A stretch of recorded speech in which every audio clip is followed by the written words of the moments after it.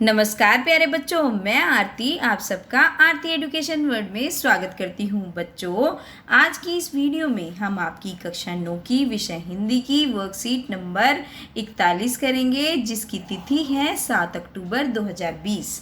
बच्चों, आज की जो वर्कशीट है तो बहुत आसान, लेकिन बड़ी ही आपके मन में इसको पढ़कर बड़े ही करुणा के भाव आने वाले हैं, क्योंकि ये कविता ही ऐसी है। बच्चे काम पर जा रहे हैं, वो बच्चे जिन बच्चों को पढ़ना चाहिए, लिखना चाहिए, खेलना चाहिए, कूदना चाहिए, उन बच्चों को काम पर जाना पड़ रहा है। तो ये इसका भाग 1 हम आज इस वर्कशीट में पढ़ेंगे। ये जो कविता है ये लिखी है राजेश जोशी जी ने। ये जो आप पिक्चर देख पा रहे हैं ये राजेश जोशी जी की है। ये भारतीय लेखक है। इनके बारे में थोड़ा सा जान लेते हैं, इनका जीवन परिचय। राजेश जोशी का जन्म मध्य प्रदेश के नरसिंह जिले में हुआ था, जिसको आप शॉर्ट में एमपी बोलते हैं। उसके नरसिंह जिले में सन 1946 में हुआ था। याद करने के लिए इस तरीके से कर लीजिए। 1947 में भारत देश आज़ाद हुआ, 1946 में ये पैदा हुए। राजेश जोशी ने एमएससी और एमए की डिग्रियां हासिल की। देखो, इतने मतलब इन्होंने मास्टर्स साइंस में भी कर रखी है और मास्टर्स आर्ट्स में भी। और फिर एक बैंक में नौकरी करने लगे। अब इतने पढ़े थे उस टाइम पे तो नौकरी तो करेंगे। पढ़ाई खत्म होने के तुरंत बाद ही उन्होंने पत्रकारिता प्रारंभ कर दी। ठीक है, फिर ये जब इनकी पढ़ाई खत्म हो गई, पत्रकारिता करने लगे। राजेश जोशी ने कविताओं के अलावा कहानियाँ, नाटक, लेख और टिप्पणियाँ भी लिखी। क्योंकि हम ये कविता पढ़ रहे हैं, इसके अलावा भी ये काम लिखते हैं। क्या क्या? कहानियाँ, नाटक, लेख और ये सब कुछ टिप्पणियाँ। साथ ही उन्होंने कुछ नाट्य रूपांतर भी किए। नाट्य का रूपांतर भी किया, मतलब उसके ट्रांसलेशन। और कुछ लघु फिल्म कथाओं के लिए पटकथा लेखन भी करा इन्होंने। कई भारतीय भाषाओं के साथ साथ इन्हें अंग्रेजी, रूसी और जर्मन में भी उनकी कविताओं के अनुवाद प्रकाशित हुए। समझ रहे हो? मतलब भारतीय भाषाएं तो इनको आती ही थी, और तो भारतीय भाषाओं के साथ साथ इनके अनुवाद अंग्रेजी, रूसी और जर्मन में भी प्रकाशित हुए। इनकी कविताएं जीवन के संकट में भी आस्था को उभारती हैं। अगर इनकी कविताओं को हम पढ़ेंगे तो अगर हम जीवन के किसी संकट में हैं तो हमें तब भी आस्था नजर आती है कि कुछ ना कुछ आस्था दिखाते हैं, ऐसे नहीं विचलित हो जाएं। प्रस्तुत कविता में बच्चों से बचपन छीन लिए जाने की पीड़ा व्यक्त हुई है। और ये जो हम कविता पढ़ने वाले हैं इसमें राजेश जोशी जी दिखाते हैं कि जिन बच्चों का बचपन छीन लिया जाता है उनकी दशा क्या होती है, उन्हें क्या करना पड़ता है। तो चलिए आज पढ़ते हैं इस कविता को। बच्चे काम पर जा रहे हैं, जिसमें इन्होंने अपनी व्यथा दिखाई है, अपना दुख दिखाया है कि बच्चे काम पर जा रहे हैं। बच्चे काम पर जा रहे हैं, कोहरे से ढकी सड़क पर बच्चे काम पर जा रहे हैं। सुबह सुबह बच्चे काम पर जा रहे हैं।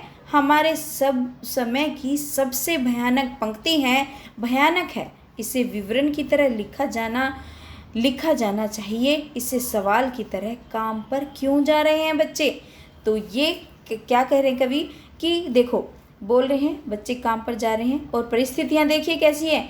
कोहरे से ढकी पड़ी है सड़क, मतलब ठंड का मौसम है और सुबह सुबह का टाइम है, और बच्चे कोहरे में भी, जो सड़क भी नहीं दिखाई दे रही, उस सड़क पे बच्चे ऐसी प्रतिकूल परिस्थितियों में बच्चे काम पर जा रहे हैं। कितने मजबूर हैं वो बच्चे जो उन्हें ऐसी परिस्थिति में काम पर जाना पड़ रहा है। वो बच्चे, जिन बच्चों का ये समय है पढ़ने लिखने का, खेलने कूदने का, जीवन में आनंद उठाने का, क्योंकि बचपन का समय बहुत मूल्यवान होता है। और उन बच्चों को क्या करना पड़ रहा है?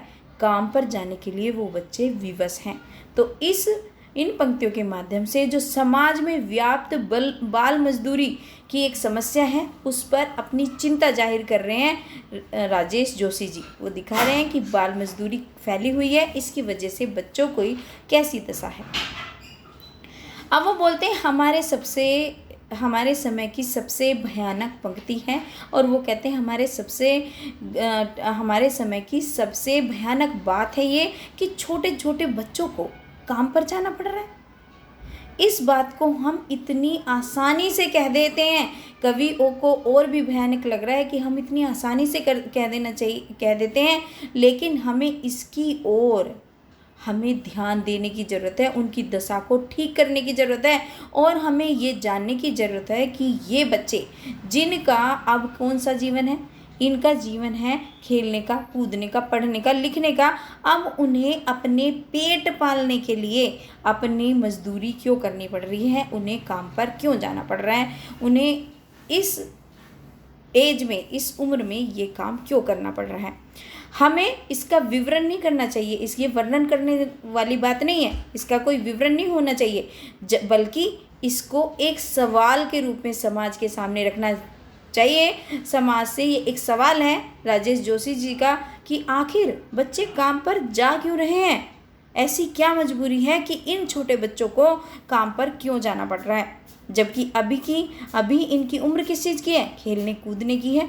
तो इतनी आसान सी कविता है, लेकिन हमारे हृदय में करुणा के भाव, दया के भाव इन बच्चों के लिए आ रहे हैं कि उन बच्चों को देखो कितनी सामाजिक विषमता है कि कुछ बच्चे जिन बच्चों का सही बचपन बीतता है वो स्कूलों में पढ़ते हैं, खेलते हैं अपने दोस्तों के साथ। इन बच्चों को न खेलने का टाइम है, न कूदने का टाइम है, और ना ही इनको पढ़ने का पर्यावरण, वातावरण, या फिर इनके पास इतने पैसे नहीं है, इनको अपना जीविकोपार्जन करने के लिए, पेट पालने के लिए काम करना पड़ रहा है। तो ये हमने पढ़ा। अब देखते हैं हम इसके प्रश्न उत्तर। कविता की पहली 2 पंक्तियों को पढ़ने के बाद आपके मन में क्या विचार आते हैं, लिखिए। तो बच्चों आप ये लिख सकते हैं, कविता की पहली 2 पंक्ति पढ़ने के बाद मुझे उन छोटे बच्चों की दशा पर करुणा और दया के भाव आ रहे हैं, है ना, और जो इतनी सर्दी में इतनी प्रतिकूल परिस्थितियां होने के बावजूद इतनी छोटी सी उम्र में काम करना पड़ रहा है, वह विवश हैं काम करने के लिए कोहरे में, घनी ठंड में। तो ये आपके पहले प्रश्न का उत्तर हो जाएगा। चलिए अब देखते हैं दूसरा प्रश्न क्या है, काम पर क्यों जा रहे हैं बच्चे, कवि की दृष्टि में उसे प्रश्न के रूप में क्यों पूछा जाना चाहिए। ये आपकी वर्कशीट का दूसरा प्रश्न है।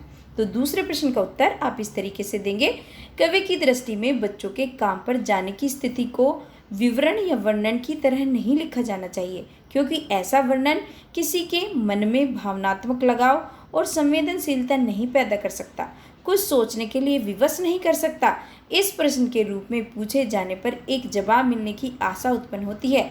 इसके लिए समस्या से जुड़ाव, जिज्ञासा और व्यथा उत्पन्न करती है, जिसे अनदेखा नहीं किया जा सकता। तो आप दूसरे प्रश्न का ये उत्तर लिखें। चलिए अब तीसरा प्रश्न देखते हैं क्या पूछा है, आपने बच्चों को कब कब और कहाँ कहाँ काम करते हुए देखा है। तो आपने भी देखा होगा, तो जो मैंने देखा है मैंने लिखा, या हमने लिख सकते हो, मैंने लिख सकते हो, कुछ भी यूज़ कर सकते हो। मैंने बच्चों को होटल में और कई लोगों के घरों में काम करते हुए देखा है। मैंने बच्चों को सुबह में भी काम करते हुए देखा है, दोपहर में भी काम करते हुए देखा है, और कई बार रात को भी होटल में काम करते हुए बच्चों को देखा है। ठीक है, तो तीसरे प्रश्न का उत्तर आप इस तरीके से लिख सकते हैं बच्चों। चलिए आप देखिए, अब ये चौथा सवाल हमसे ये पूछा है, आपके विचार में बच्चों को काम पर क्यों नहीं भेजा जाना चाहिए, उन्हें क्या करने के मौके मिलने चाहिए। तो ये तो सर्वविदित है, सबको पता है। मेरे विचार से छोटे बच्चों को काम पर भेजना बिल्कुल गलत है, क्योंकि उनके छोटे से मस्तिष्क में इस घटना का बेहद दुखद प्रभाव पड़ता है। वे धीरे धीरे क्या करते हैं, जब किसी को दबाया जाता है तो क्या होता है, उसके अंदर विद्रोह आ जाता है। ये बच्चे आर्थिक अभाव, पैसे की कमी और सामाजिक असमानता, क्योंकि इनके साथ सामाजिक असमानता तो हो ही नहीं रही, कुछ बच्चे दूसरे बच्चे जो चीज़ कर पा रहे हैं ये नहीं कर पा रहे, तो ये क्या होता है, आगे चलकर गलत कामों में लिप्त हो जाते हैं, जैसे कि आतंकवादी, चोरी जैसे गलत कामों को अंजाम दे सकते हैं। इन बच्चों को भी दूसरे बच्चों की तरह खेलने कूदने और पढ़ने के अवसर मिलने चाहिए। इसके लिए समाज और सरकारों को मिलकर कार्य करना होगा। तो ये हो गया आपकी जो वर्कशीट नंबर 41 का चौथा क्वेश्चन जो हमसे पूछा था। तो बच्चों आज की ये आपकी हिंदी की वर्कशीट नंबर 41 थी। होपफुली आपको वीडियो से बहुत मदद मिली होगी। और बच्चों अगर आपको मेरी वीडियो से मदद मिलती है और आप चाहते हैं कि मैं आपके लिए इस तरह से वीडियो बनाती रहूं, तो प्लीज़ वीडियो को लाइक भी कर दिया करो। और बच्चों अगर आप नए हो चैनल पर तो please subscribe my channel and don't forget to share with your all friends. Dear students, फिर आऊँगी आपकी अगली वर्कशीट लेकर। Thank you.